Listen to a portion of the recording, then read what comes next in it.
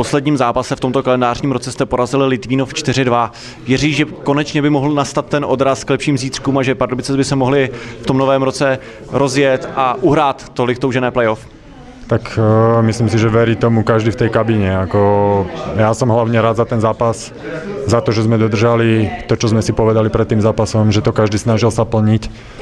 A toto mužstvo si myslím, že nie sú tu žiadne hviezdy, nie sú tu žiadni veľkí playeri, ale každý je tu bojovník a si myslím, že toto je cesta k tomu, aby sme tie úspechy a tie zápasy vyhrávali. Presne tento zápas.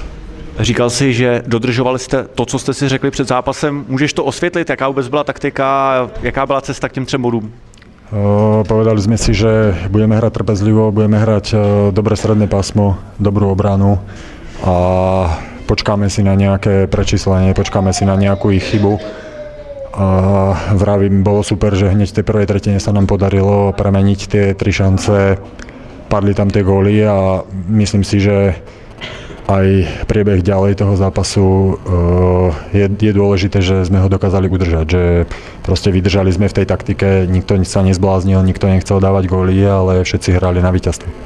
Ten rozdíl skóre byl prakticky po celý zápas totožný, 3-0, 3-1, 4-1, 4-2. Neustále jste tam drželi ten potřebný odstup. Dávalo vám to klid na hokejky a hrálo se vám o to lépe?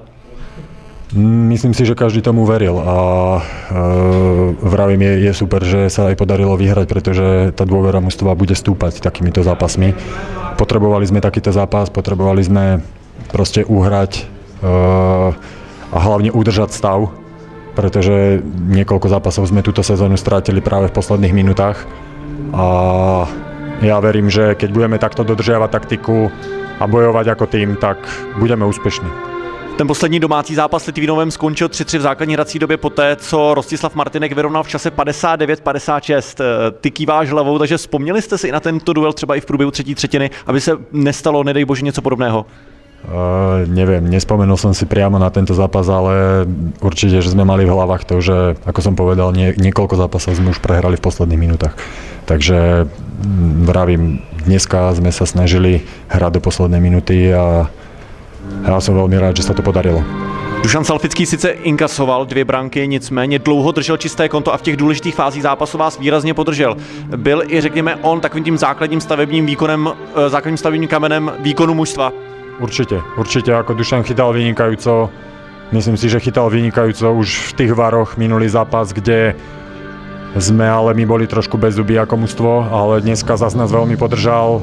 Bolo tam veľa momentov, vravím, ten zápas nebolo to úplne bez chyby a v tých momentoch, kedy sme tie chyby spravili, ten Dušan nás podržal, takže ja vravím, je to v podstate najdôležitejší článok celého víťazstva.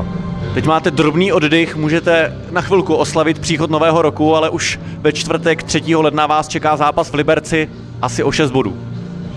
No, pre nás je teraz každý zápas ako playoff. My si nemôžeme dovoliť strácať body, takže je každý jeden zápas, vravím, je pre nás maximálne dôležitý a ja verím, že po novom roku prídeme s tou istou taktikou, prídeme s tou istou bojovnosťou a tie zápasy budeme robiť. Díváš se na tabulku, stále jste 11, nicméně se snížil ten bodový odstup na pozice zajišťující boj v play-off. Počítáte tabulku, zjišťujete, jak kudy se tam protknout, anebo je to jenom o té bojovnosti a o těch výhrách? Nie, tu ideme od zápasu k zápasu. Myslím si, že momentálne pozerať tabulku, pre nás sú dôležité body a ako som povedal, každý zápas od zápasu proste sa snažiť bodovať. A tam na tabulku sa môžeme pozrieť za nejakých 15 zápasov, ale práve momentálne musíme tie body zbierať.